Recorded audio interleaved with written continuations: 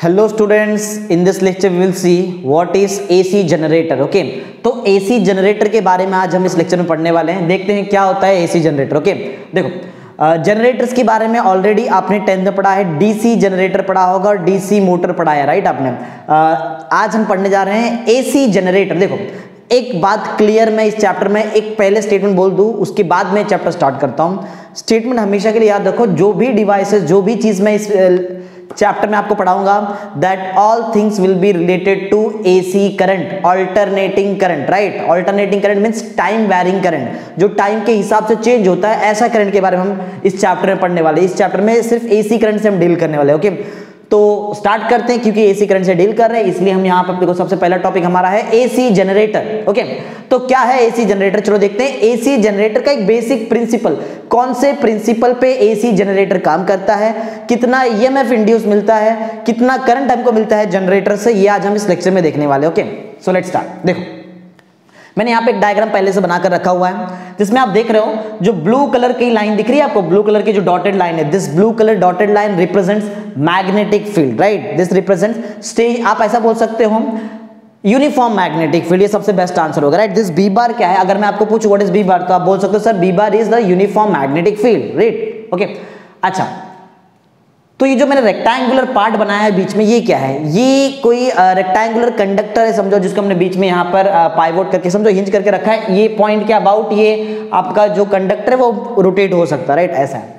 तो ये कंडक्टर को क्योंकि हमने मैग्नेटिक फील्ड में रखा हुआ है तो कुछ नहीं होगा, लेकिन जैसे ही ये कंडक्टर मूव होगा ऐसे, ये कंडक्टर करेगा क्या, ये मैग्नेटिक फील्ड को कट करेगा। और जैसे ही कोई भी कंडक्टर मैग्नेटिक फील्ड को कट करता है, मैग्नेटिक फील्ड का एनर्जी इस कंडक्टर में आ जाता है in the form of induced EMF, right. और एक बार इंड्यूस्ड ईएमएफ आ गया तो इंड्यूस्ड ईएमएफ की वजह से इसमें करंट भी आ जाता है। तो वही हम देखने वाले हैं कि कितना ईएमएफ इंड्यूस्ड होता है, कितना करंट आता है, राइट, जनरेटर में, राइट। जनरेटर करता क्या है, जनरेटर ईएमएफ प्रोड्यूस करता है, करंट प्रोड्यूस करता है। तो वही मेरा क्वेश्चन है आज का कि कितना ईएमएफ प्रोड्यूस करता है और कितना करंट मिलता है, और ग्राफिकल रिप्रेजेंटेशन भी हम यहां पर देखने वाले। ओके, चलो तो सबसे पहले हम ऐसा करते हैं, जो कंडक्टर हमारा पहले स्टेशनरी था यूनिफॉर्म मैग्नेटिक फील्ड में, अब उस कंडक्टर को हम रोटेट करते, राइट। डायरेक्शन मैटर नहीं करता, वो जो भी डायरेक्शन यहाँ पे ऐसा यहाँ रोटेट करो तो उसके हिसाब से पोलैरिटी में आपको ईएमएफ मिलेगा, ठीक है। चलो अभी तो सिंपल हम कर रहे हैं, यहाँ पे बेसिक चीज कर रहे हैं, इसलिए देखो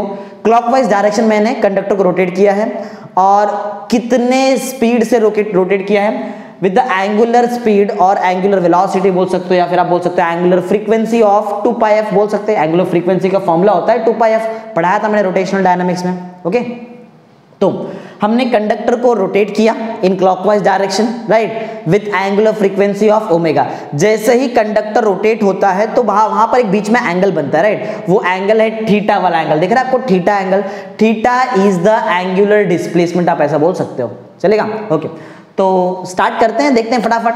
हमको इतना पता है अभी तक कि जैसे ही कंडक्टर रोटेट होने स्टार्ट होगा, ये मैग्नेटिक फील्ड को कट करेगा, मैग्नेटिक फील्ड का एनर्जी कंडक्टर में आएगा in the form of induced EMF. Induced EMF की वजह से करंट बनने वाला है, ये हमको पहले से पता है। ओके, चलो कुछ थ्योरी लिखते हैं, देखते हैं क्या हो रहा है यहाँ पर। देखो तो कुछ कंस्ट्रक्शन में कुछ आप बता दो कि ये बी बार क्या है, ये ओमेगा क्या है, ये थीटा वगैरह क्या क्या आने वाला है, चलो देखते हैं।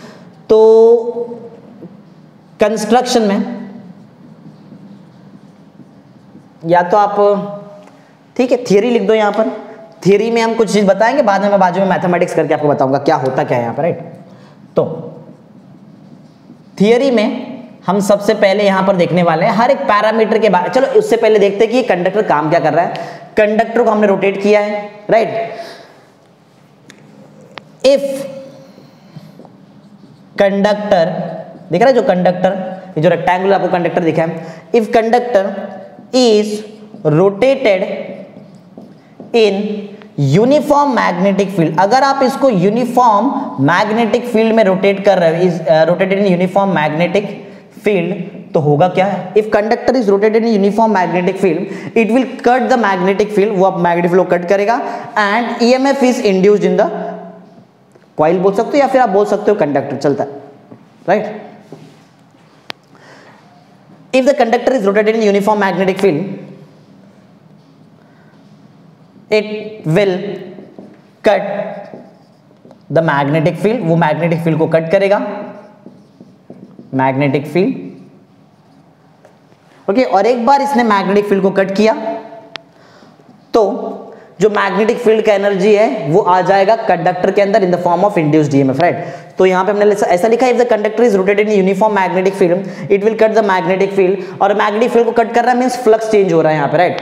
Hence change in flux, right, hence change in flux. और ये जो चेंज इन फ्लक्स आया इसी की वजह से इस कंडक्टर में ईएमएफ इंड्यूस होता है। Hence change in flux will induce current, कहां? इन कंडक्टर, राइट ना। कंडक्टर में करंट इंड्यूस कर देगा। कौन इंड्यूस कर देगा कंडक्टर में करंट? कंडक्टर में करंट इंड्यूस कर देगा जो चेंज इन मैग्नेटिक फ्लक्स है ना, ये कंडक्टर में करंट इंड्यूस कर देता है, ओके। तो चलो देखते हैं फटाफट।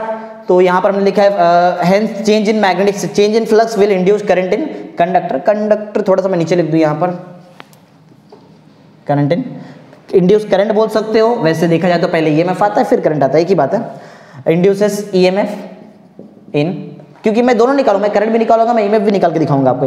ईएमएफ इन कंडक्टर, चलो यहाँ पे स्पेस बच रहा है, कंडक्टर, ठीक। तो ये सिंपल सा कंसेप्ट है, ये बेसिक सिंपल सा थियरी है, राइट। तो जब भी कोई कंडक्टर कोई यूनिफॉर्म मैग्नेटिक फील्ड में मूव होता है तो वो मैग्नेटिक फील्ड को कट करता है, जिसकी वजह से फ्लक्स चेंज होता है। और एक बार फ्लक्स चेंज हुआ तो फ्लक्स का जो मींस जो मैग्नेटिक फील्ड का एनर्जी है वो कंडक्टर में आ जाता है in the form of induced EMF बोल सकते हैं। और इंड्यूस्ड ईएमएफ की वजह से करंट फ्लो होने स्टार्ट हो जाता है सर्किट में, ओके, जिससे एक कंडक्टर कनेक्टेड रहेगा एक्सटर्नल सर्किट से, ओके। तो स्टार्ट करते चलो, और कुछ पैरामीटर यहाँ बता देते फटाफट। अच्छा, ये थीटा क्या है, राइट, आपको कुछ एजम्पशन करना पड़ेगा। थीटा क्या है? थीटा ये वो एंगल है जिससे आपका कंडक्टर रोटेट हुआ है, राइट। मीन्स आप बोल सकते हो एंगुलर डिस्प्लेसमेंट, राइट, ये एंगुलर डिस्प्लेसमेंट है, ओके। आप ऐसा बोल सकते हो angle with which the conductor is rotated, simple, in clockwise direction, right, okay. So what is omega? अगर आपको ओमेगा पूछा जाए तो ओमेगा बहुत easy, omega is angular frequency. Omega को एंगुलर फ्रीक्वेंसी बोला जाता है, एंगुलर फ्रीक्वेंसी, राइट, ये ओमेगा को बोलते हैं एंगुलर फ्रीक्वेंसी, ओके। थीटा हो गया, ओमेगा हो गया, और अच्छा बी है यहाँ पर। बी क्या होता है? बी तो मैग्नेटिक फील्ड है, राइट। आप देखो बी के बारे में 2-3 नाम है, मैग्नेटिक फील्ड स्ट्रेंथ बोल सकते हो आप, इसको मैग्नेटिक फ्लक्स डेंसिटी भी बोला जा सकता है, राइट। तो मैं सिंपल सा यहाँ पे लिखता हूँ, चलो मैग्नेटिक फ्लक्स डेंसिटी लिख देता हूँ, ज्यादा बेटर होगा। मैग्नेटिक फ्लक्स डेंसिटी, ये ऑलरेडी पढ़ा हुआ चीज, राइट। मैंने बहुत बार आपको ईएमआई, इलेक्ट्रोमैग्नेटिक इंडक्शन में ये सब चीज पढ़ाया हुआ है, ओके। ये है मैग्नेटिक फ्लक्स डेंसिटी। अच्छा, और क्या आने वाला है यहाँ पर? हाँ, एक हम एजम्पशन करते हैं कि ये जो कंडक्टर है एक्चुअल में समझो वो कॉइल जैसा होता है, राइट। उस पर हम बहुत सारे वायर को ऐसा वाउंड कर देते हैं, तो वो नंबर ऑफ टर्न्स भी यहाँ पर हमको देखना पड़ेगा। तो कैपिटल N समझो, ये जो कंडक्टर है ना, ये कंडक्टर बना कैसे हुआ है? बहुत सारे वायर को हमने वाउंड करके ऐसा बनाया, तो ये प्रॉपरली पूरा कंडक्टर बना हुआ है, राइट। तो N is number of turn, number of turns, right, N number of turns है। ये कंडक्टर का कुछ तो एरिया होगा जिससे मैग्नेटिक फील्ड पास हो रहा है, राइट। वो एरिया मैं एज्यूम करता हूं A is area of conductor, right. Conductor का एरिया मैंने ए एज्यूम कर लिया, ओके। एन ए बी हो गया है, थीटा हो गया है, चलो ठीक है, बस काफी। और जो भी होगा मैं नीचे ऐड कर दूंगा, कोई बात नहीं। तो आई होप आपको समझ में आ रहा है मैं क्या बता रहा हूं। हमारा जो हम पढ़ रहे क्या, वैसे हम पढ़ रहे एसी जनरेटर। एसी जनरेटर में कितना ईएमएफ मिलता है हमको, उसकी वजह से कितना करंट मिलता है, ये हमारा आज का काम है। देखते हैं कैसे सॉल्व करते हैं, ओके। So let's start. हमने डायग्राम देख लिया, थ्योरी देख लिया, let's start with mathematical expression. Mathematical expression, अच्छा, ये मैथमेटिकल एक्सप्रेशन में क्या करने वाला हूं मैं? देखो मेरा मेन 2 काम है यहाँ पे। मैं सबसे पहले तो यहाँ पे ईएमएफ इंड्यूस निकालूंगा, और एक बार ईएमएफ इंड्यूस निकल जाए तो मैं यहाँ पर करंट निकालूंगा कि जो सर्किट से फ्लो होता है, और एक लास्ट में ग्राफिकल रिप्रेजेंटेशन भी सिखाने वाला हूँ मैथमेटिकल एक्सप्रेशन के बाद में, ओके। चलो देखते हैं क्या हो रहा है। देखो सबसे पहली बात तो ये है कि फ्लक्स चेंज होता है यहाँ पे, राइट। अच्छा, फ्लक्स तो चेंज होता है, ठीक है, फ्लक्स चेंज होता है, इसी वजह से ईएमएफ इंड्यूस होता है। तो फ्लक्स चेंज हुआ, ठीक है। फ्लक्स का फॉर्मूला क्या होता है उससे स्टार्ट करते हैं, right. Let's start with the formula of flux. तो सबसे पहला चीज मैं यहाँ पे जो निकालता हूँ दैट इज मैग्नेटिक फ्लक्स। सबसे पहले मैं यहाँ पे फॉर्मूला निकालने जा रहा हूँ फॉर मैग्नेटिक फ्लक्स, जो ऑलरेडी पढ़ा चुका हूँ मैं कुछ पीछे वाले चैप्टर में, जो मैंने जिसका लेक्चर्स मैंने ऑलरेडी बना दिया है। Magnetic flux which is denoted by phi right. इसका फॉर्मूला देखूं तो इसका फॉर्मूला ऐसा होता है, magnetic flux phi is given by b dot a, actual में b bar dot a bar होता है, right. Magnetic flux is a scalar quantity, right, and it is a scalar product, आप बोल सकते हो scalar product of magnetic field, right, magnetic field and area vector, right. और जैसे ही सबको पता है जैसे ही डॉट हटता है कॉस आता है, तो b a cos of theta, simple. याद करो हमने रोटेशनल डायनामिक्स में एंगुलर डिस्प्लेसमेंट पढ़ा हुआ है, तो वहां पर एंगुलर डिस्प्लेसमेंट मींस थीटा का हमको फॉर्मूला याद होना चाहिए आपको। एक फॉर्मूला होता है एंगुलर वेलोसिटी का जो होता है थीटा बाय टी, याद होगा आई थिंक आपको। अगर ओमेगा थीटा बाय टी है तो थीटा का फॉर्मूला क्या होगा, ओमेगा इंटू टी, सिंपल ना। तो थीटा के जगह पे मैं लिखने वाला हूं omega into t, so the value of phi will be b a cos of omega t, समझ आ रही बात। तो ये बेसिक फॉर्मूला किसका है, ये फॉर्मूला है फ्लक्स का। लेकिन एक नंबर ऑफ टर्न नहीं, सिर्फ एक टर्न से ये कंडक्टर नहीं बना है, बहुत ज्यादा टर्न से ये कंडक्टर बना हुआ है, राइट। तो अगर आपको फुल फ्लक्स निकालना है तो आप वहां पे एन यूज कर लो, राइट, सिंपल। तो चलो यूज ही कर लेते हैं। तो यहां पर मैं एक लिखता हूं for N number of turns, right, कितने number of turns, capital N number of turns के लिए, क्योंकि मैंने यहां पे लिखा है capital N number of turns का वायर को जब मैंने वाउंड किया तो जाके अक्खा कंडक्टर बना हुआ है, राइट। फॉर एन टर्न्स, अगर मैं n टर्न्स लूं तो बस यहां पर एक एक्स्ट्रा चीज मुझे ऐड करना पड़ेगा n, तो phi is equal to n लिखना पड़ेगा, b as it is, a as it is, cos of omega t भी एज इट इज। बहुत इंपॉर्टेंट चीज बना के दिया, देखो आपका जो टेक्स्ट बुक है 12th साइंस का टेक्स्ट बुक, वहां पर डायरेक्ट ईएमएफ इंड्यूस का फॉर्मूला दिया है, बट मैं तुमको बता रहा हूं कि वो ईएमएफ इंड्यूस्ड का वो फॉर्मूला आया कहां से, इसलिए मुझे इतना बड़ा करना पड़ रहा, नहीं तो बहुत इजीली आपका क्वेश्चन खत्म हो जाए, राइट। लेकिन समझो कि ईएमएफ आया कैसे, और ईएमएफ का वो फॉर्मूला जो आपके टेक्स्ट बुक में दिया है वो बना कैसे फॉर्मूला, वो मैं तुमको बताऊंगा। चलो वही तो मेरा काम है, कुछ एक्स्ट्रा चीज बताना, ओके। तो लेकिन एग्जाम में आपको प्रॉपरली लिखना पड़ेगा, अगर ज्यादा मार्क के लिए आया तो आपको बताना पड़ेगा कि वो ईएमएफ का जो फॉर्मूला है E is equal to e nought sine omega t, वो आया कहां से, वही मैं तुमको सिखा रहा हूं कैसे आया, ओके। चलो ध्यान देते हैं। तो मैंने यहां पे निकाल दिया फ्लक्स का value, this is the expression for magnetic flux, right, ये मैग्नेटिक फ्लक्स का फॉर्मूला है, ओके। आगे बढ़ते हैं, let's start with point number 2। Point number 2 में मैग्नेटिक फ्लक्स तो हमने निकाल दिया। एक बात है, जैसे ही मैग्नेटिक फ्लक्स चेंज होता है, सबको पता है, जैसे ही मैग्नेटिक फ्लक्स चेंज होगा कंडक्टर में ईएमएफ इंड्यूस हो जाता है, तो वो ईएमएफ जो इंड्यूस होता है कंडक्टर में वो लेंज़स लॉ से निकाला जाता है। मैंने आपको इलेक्ट्रोमैग्नेटिक इंडक्शन में, तो मैं लेंज़स लॉ यूज करूंगा, राइट। तो यूजिंग, या फिर आप डायरेक्ट लिख दो from Lenz's law, from Lenz's law लिखेंगे ज्यादा better, right. From Lenz's law, Lenz's law के हिसाब से जो ईएमएफ इंड्यूस होता है, EMF induced in the conductor is minus d by dt of magnetic flux, ये फॉर्मूला होता है EMF induced in the conductor का, ओके। फाई का आंसर तो पहले निकाल के रखा है मैंने, चलो फटाफट पुट कर लेते हैं फिर यहाँ पे। So minus d by dt of, right, value of phi is n b a cos of omega t, clear है, सिंपल, ओके। कुछ चीजें जो कांस्टेंट होती हैं उनको हमको डेरिवेटिव के बाहर लेना पड़ता है, जैसे कि n b a कांस्टेंट, इसको हम बाहर लेते हैं, so will get n b a, और माइनस साइन तो पहले से हमारे पास था, d बाई डी टी अब अंदर आ चुका है, और d बाई डी टी सिर्फ किसका है, cos ऑफ ओमेगा t का d by d T, right, d by d T of cos omega t। चलो ठीक है, हमको डेरिवेटिव आता है, डेरिवेटिव ऑफ cos का फॉर्मूला होता है माइनस साइन, और अंदर जो भी चीज लिया हुआ है इसका डेरिवेटिव फिर से निकालना पड़ेगा, क्योंकि ये दो चीज मैच नहीं होती। देखो इधर t है और यहाँ पर ओमेगा t है, समझ में आ रही बात। तो डेरिवेटिव सबने किया ही है, मैंने ऑलरेडी सिखाया डेरिवेटिव, तो चलो फटाफट करते हैं यहाँ पर।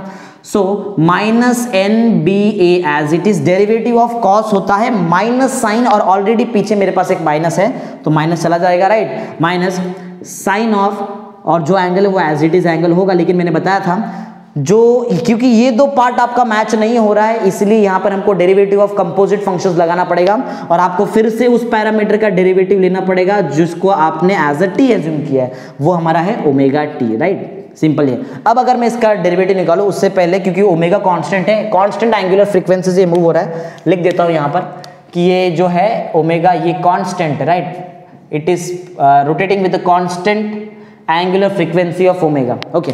तो क्योंकि ओमेगा कांस्टेंट है तो ओमेगा बाहर आ जाएगा, और एक बार ओमेगा बाहर आता है तो ये पूरा एक साथ आपको लिखना पड़ेगा, N B A omega sine of omega t. एक बार ओमेगा बाहर आ गया, बचा सिर्फ d t by d t, और d t by d t 1 होता है, राइट। तो ये जो मैंने निकाला है, this is the formula of E, E क्या है? ई को बोला जाता है इंस्टेंटेनियस ईएमएफ, राइट? ये इंस्टेंटेनियस ईएमएफ क्यों है पहले समझो। जब कंडक्टर यहां से मूव हुआ और यहां पे आपका कंडक्टर आया, दिख रहा है वो कंडक्टर जो दिख रहा है, ये कंडक्टर जैसे यहां से मूव होकर यहां पर आया, तो जब ये पोजीशन पे आपका कंडक्टर आया हुआ है, तो इस टाइम पे जो टाइम है वो है स्मॉल टी टाइम पे आपका कंडक्टर यहां पर आया हुआ है, इसलिए एक पर्टिकुलर टाइम पे जो ईएमएफ होता है उसको बोलते हैं हम instantaneous EMF. Clear? So this e is the instantaneous EMF. Okay, चलो ई इंस्टेंटेनियस ईएमएफ है, इसको भी कोई इक्वेशन ले लेते हैं, इसके आगे और करना बाकी है, right? So let's consider this as equation number 2। आगे बढ़ते हैं। अच्छा, एक बात बताओ जरा, यहां पर एक हमारे पास साइन वाला ट्रिग्नोमेट्री फंक्शन आ रहा है। साइन जो ट्रिग्नोमेट्री फंक्शन है, इसका जो मैक्सिमम वैल्यू होता है वो 1 होता है। आपको पता होगा साइन 90 का आंसर 1 होता है, राइट? तो साइन 90 अगर ओमेगा टी मींस थीटा, कहां गया थीटा, हाँ, थीटा का आंसर अगर 90 रहेगा, थीटा का आंसर 90 मींस क्या? आपका जो कंडक्टर है वो ऐसा है। जब आपका कंडक्टर ऐसा है तो मैक्सिमम ईएमएफ होगा इसमें। एक हमारे टेक्स्ट बुक में क्वेश्चन दिया है, राइट, कि मैक्सिमम ईएमएफ कंडक्टर में कब आता है? बहुत सिंपल सा आंसर है, when the conductor is perpendicular to the magnetic field, यही आंसर है। तो जाके आपको मैक्सिमम ईएमएफ मिलेगा, यहां से आप देख सकते हो, बता सकते हो, राइट? साइन 91 होता है, तो अगर मुझे मैक्सिमम ईएमएफ निकालना है तो मुझे ये साइन ऑफ ओमेगा टी का आंसर को 1 लेना पड़ेगा, राइट है ना? क्योंकि साइन का आंसर मैक्सिमम कब होता है? 1 मैक्सिमम, इससे बड़ा साइन का वैल्यू होता ही नहीं है कभी। आपको याद होगा ट्रिग्नोमेट्री आपने 10th में अगर पढ़ा होगा तो, राइट? वो टेबल जिसमें हमने पढ़ा था साइन 91, तो साइन का मैक्सिमम वैल्यू 1 होता है, उससे आगे साइन का वैल्यू होता ही नहीं है। तो चलो मैं आगे बता दूं, यहां पर फॉर मैक्सिमम वैल्यू, अगर मुझे मैक्सिमम वैल्यू देखना है, पॉइंट नंबर 3 में अगर हमको चलो मैक्सिमम निकालना है फॉर, देखो ये जो मैंने निकाला है ना, ये है क्या बता दूं, ये जो ई है इसको आप बोलोगे, ये जो ई लिखा है ना मैंने, this e is called as instantaneous EMF, right? इसको बोलते हैं इंस्टेंटेनियस ईएमएफ। क्यों? Because it is induced at time t पे इंड्यूस हुआ है, इसीलिए। ओके, तो आई थिंक आपको समझ में आ गया इसको इंस्टेंटेनियस ईएमएफ क्यों बोला जाता है। चलो अब मैं निकाल के बताता हूं आपको मैक्सिमम ईएमएफ कितना इसमें इंड्यूस हो सकता है।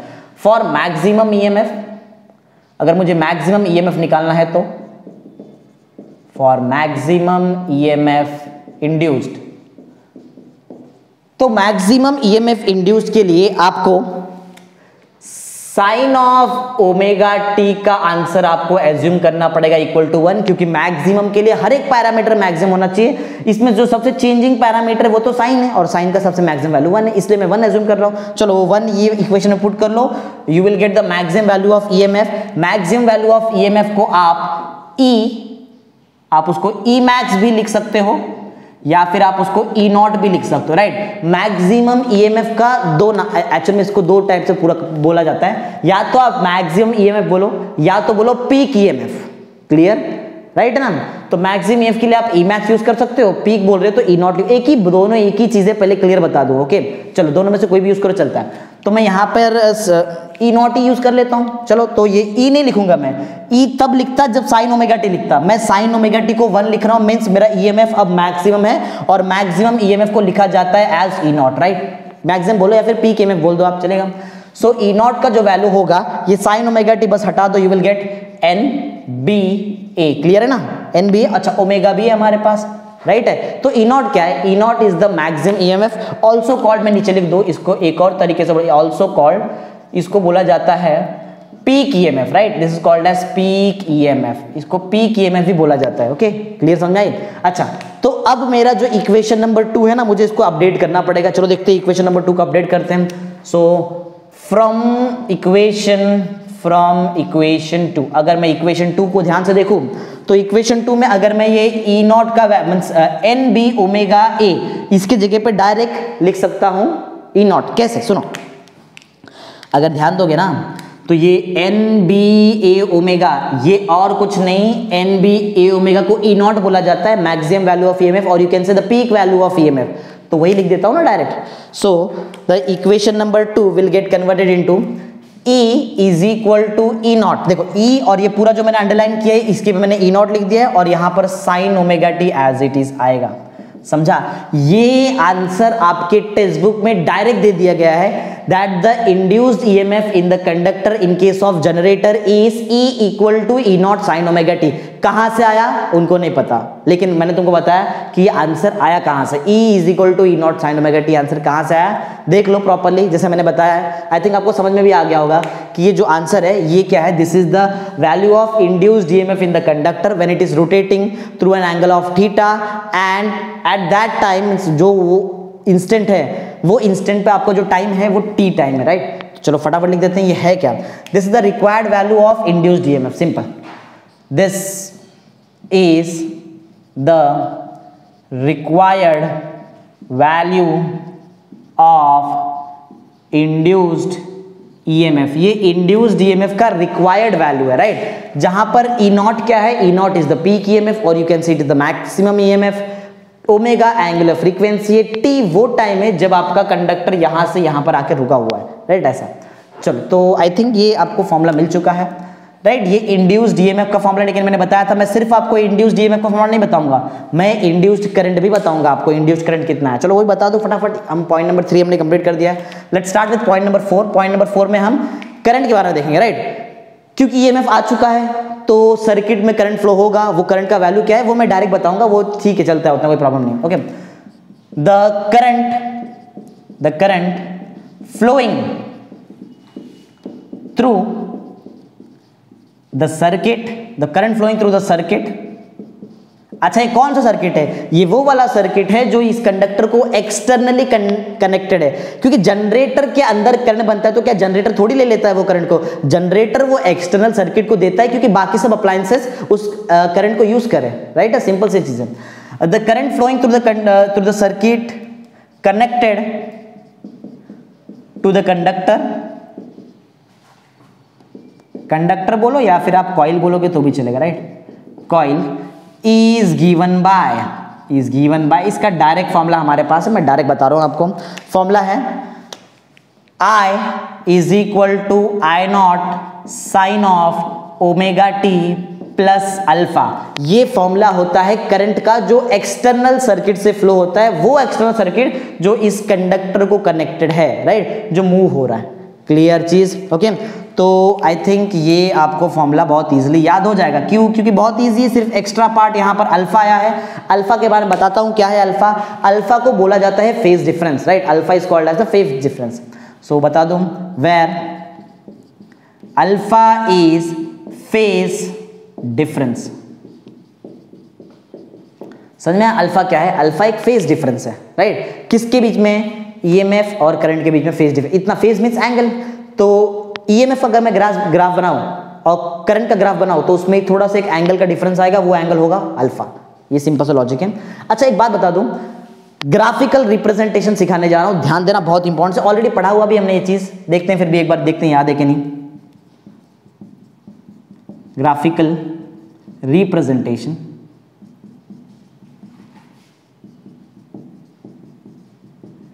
अच्छा ग्राफिकल रिप्रेजेंटेशन में क्या समझाने वाला हूं, चलो देखते हैं। मैं सिंपल सा ईएमएफ वर्सेस एंगुलर डिस्प्लेसमेंट का एक ग्राफ बना के आपको यहां पे दिखाता हूं और देखते हैं आंसर क्या आता है, right. Let's draw the graph of EMF versus theta, right, theta और ईएमएफ का ग्राफ बनाते हैं। तो कुछ मैंने ऐसा ग्राफ लिया है, देख लो प्रॉपरली, जैसा मैं बना रहा हूं ऐसा तुमको अपना प्रॉपरली नोट्स भी मेंटेन करना है। तो ये जो ग्राफ आप देख रहे हो बहुत इंपॉर्टेंट ग्राफ है, it is theta versus induced EMF, right, ये ओरिजिन ओ, क्लियर। तो पर्टिकुलर टाइम गैप लेते हैं, समझो ये 90, 180, 270, 360, राइट, ऐसा कुछ गैप ले, मैंने जो व्हाइट कलर कर दिया, व्हाइट हो गया वहां पर, वो टाइम गैप है, आप बोल सकते हो एंगल का गैप भी बोल सकते हो, राइट, ओके। एक फुल वेव कंप्लीट होने के लिए 360 डिग्री का एंगल लगता है, राइट, ऐसा। चलो देखते हैं ना फिर। मैं ईएमएफ और थीटा का ग्राफ बना रहा हूं, मतलब आपको आई नहीं, आपको ई यहां पर ध्यान देना है, राइट, यहां पर ध्यान दो। चलो एक काम करते हैं, हम एंगल थीटा को एज्यूम करते हैं 90 डिग्री, पहले आएगा 90, राइट। अगर मैं साइन 90 पुट कर दूं यहाँ पे, राइट, ये जो अगर मैं साइन 90 पुट कर दूं तो अगर मैं इसको साइन ऑफ थीटा के जगह पे 90 पुट कर दूं, साइन 90 1 हो जाएगा, 1 हो जाएगा। इसका मतलब ये है कि आपका ईएमएफ अब मैक्सिमम हो चुका है। समझ में आ रहा है क्या? बहुत इजी चीज सिखा रहा हूं मैं तुमको। मैं बोल रहा हूं कि थीटा के जगह पे 90 पुट करो। बोले सर थीटा के जगह पे 90 है तो ओमेगा टी के जगह पे क्यों 90 पुट कर रहे हो? अरे भाई थीटा ही ओमेगा टी है, समझ में आ रही बात क्या है? थीटा ही ओमेगा टी है, तो मैं थीटा के जगह पे ओमेगा टी लिख सकता हूं, कोई प्रॉब्लम नहीं है। मींस यहां पर अगर मैं 90 पुट करूं sin 91 हो जाएगा 1, इसका मतलब e का वैल्यू ई नॉट है और ई नॉट तो मैक्सिमम वैल्यू है। मैक्सिमम मतलब समझो आपका ग्राफ बहुत ऊपर जाएगा, यहां तक जाएगा, समझो कुछ ऐसा। ये 90 डिग्री है, दिख रहा है ये जो मैंने अभी कंप्लीट कर दिया, 90 डिग्री पे आपका ग्राफ बहुत ऊपर जा रहा है। ओके चलो आते हैं 180 डिग्री, 90 गैप लो, 90 डिग्री का गैप ले लो, राइट। अब आते हैं 180 डिग्री पे, साइन ऑफ 180 आप पुट करोगे, साइन 180 जीरो होता है, राइट। मीन्स आपका ग्राफ ऊपर से जाके बराबर डायरेक्ट 180 पे जीरो पे आ जाएगा ग्राफ। पहले आपका जीरो पे देखो, साइन जीरो पुट कर लो, साइन जीरो होता है इसलिए ईएमएफ जीरो पे था, डॉट देखो डॉट को, राइट। 90 पे 1 होता है साइन 91, इसके लिए मैक्सिमम वैल्यू मिला, ये मेरा मैक्सिमम वैल्यू है, देख लो ये जो मैं डॉटेड लाइन बना रहा हूँ ये इसको बोलेंगे मैक्सिमम वैल्यू ई नॉट, क्लियर। फिर जीरो हो गया, जैसे मैंने 180 पुट किया जीरो हो गया। अब मैं पुट करता हूं 270, जैसे ही मैं 270 पुट करूंगा साइन 270 होता है -1, राइट। तो आपका ई का आंसर आएगा -ई नॉट, मतलब नेगेटिव मैक्सिमम वैल्यू। जितना पॉजिटिव मैक्सिमम वैल्यू है उतने ही डिस्टेंस पे आपको नीचे मिलेगा नेगेटिव मैक्सिमम वैल्यू, राइट। और 270 जो है 270 पे आपका ग्राफ बहुत नीचे आ जाएगा, 270 पे आपका ग्राफ जो है वो बहुत नीचे आ जाएगा। यहां पर समझो ऐसा कुछ नीचे, यहां पर तो -ई नॉट आपको मिलने वाला, राइट। यहां है ना 270 बनाऊंगा, देखो मैं तो 270 समझो यहां पे था कुछ यहां, राइट। मीन्स आपका 0 90 180 पे ग्राफ यहाँ पर है, 270 पे यहाँ पे, लास्ट बनाते हैं 360 वाला, राइट। चलो तो अगर मैं sine of 360 mean sine of 2 pi डाल दूं, साइन 360 भी 0 होता है, तो पूरा आंसर आपका 0 हो जाएगा। मीन्स फिर से आप 360 पे 0 पे आ गए। तो अगर मैं यहाँ से मुझे ग्राफ को पास करवाना है तो देखो ग्राफ बनेगा कैसे। हर एक डॉटेड, हर एक जो आपने पॉइंट बनाया उस पॉइंट को आपको कनेक्ट करना पड़ेगा, right. So this is the graph of induced EMF, ये इंड्यूस्ड ईएमएफ का ग्राफ है, राइट। और इसमें मैक्सिमम वैल्यू है +ई नॉट और मिनिमम वैल्यू है -ई नॉट, देख रहे हो ना प्रॉपरली। -ई नॉट और +ई नॉट को एकदम ध्यान देना, बहुत इंपॉर्टेंट चीज़ है ये। ई नॉट को बोला जाता है पीक वैल्यू, एक पॉजिटिव पीक वैल्यू आपको दिखाई दे रहा है और एक negative peak value I think आपको दिखाई देता होगा, क्लियर ना। तो चलो ये हुआ -ई नॉट भी हमने यहाँ बता दिया, -E naught, clear. I think properly समझ में आ गया ग्राफिकल रिप्रेजेंटेशन में। ग्राफ किस चीज का है देख लो, this is the graph of E = E naught sine of omega t, right. अगर मैं I का ग्राफ बनाऊं ना, I का ग्राफ, तो I का ग्राफ थोड़ा आगे चालू होगा क्योंकि देखो इसमें एक एक्स्ट्रा एंगल फाई भी आपको प्लस करना पड़ेगा, समझ में आ रही बात, सिंपल है। तो आई थिंक आपको प्रॉपरली समझ में आ गया। एक बहुत इंपॉर्टेंट चीज सिखा दूं, MCQ में फेमस क्वेश्चन MST में आ चुका है, ध्यान दो। एक कंप्लीट साइकिल में जो एवरेज EMF इंड्यूस्ड होता है वो 0 होता है, क्लियर। +ई नॉट एक बार आया ऊपर गया तो, और ग्राफ जब एक बार नीचे गया तो -ई नॉट प्लस कर लो, 0 आ जाएगा आपको EMF। इसका मतलब है एक एवरेज EMF जब एक कंप्लीट साइकिल होता है तो 0 का एवरेज EMF इंड्यूस्ड होता है, राइट। तो मैं चलो कहीं पॉइंट रहेगा तो यही लिख देता हूं, चलो यहां पर ही लिख दूं, इन 1 cycle average EMF induced is 0 EMF induced होता है जब एक कंप्लीट साइकिल का, एक पूरा कंप्लीट साइकिल कंप्लीट मींस एक साइकिल प्रॉपर कंप्लीट हो जाए, एक बार मींस ये पूरा 360 रोटेट होके आ जाए ना यहाँ पे, तो एवरेज जो EMF इंड्यूस होगा दैट विल बी 0। तो आई थिंक आपको समझ में आ चुका है। आपके टेक्स्ट बुक में डायरेक्ट ये दिया था, डायरेक्ट ये दिया हुआ है, राइट। और फिर ग्राफ बनाया, लेकिन मैंने तुमको बताया कि E = E naught sine omega T आया कहां से, ओके। तो आई थिंक आपको ये प्रॉपरली समझ में आ चुका होगा। देखो प्रॉपरली आई थिंक दिख भी रहा है कैसे कैसे हमने किया है, इजी है। अगर आप प्रॉपरली इसको समझोगे तो बहुत इजी टॉपिक है, लेकिन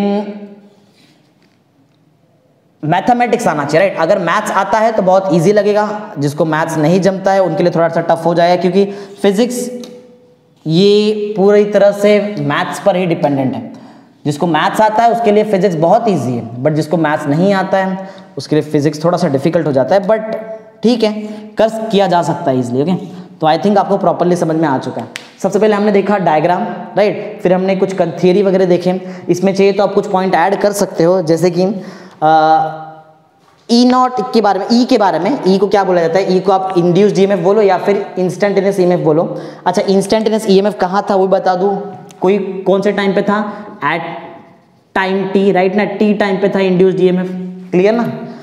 तो ई को इंड्यूस्ड ईएमएफ बोला जाता है और आई तो आपका करंट है फ्लोइंग थ्रू द सर्किट, ठीक। तो आई थिंक प्रॉपर्ली समझ में आ गया। Okay, thank you.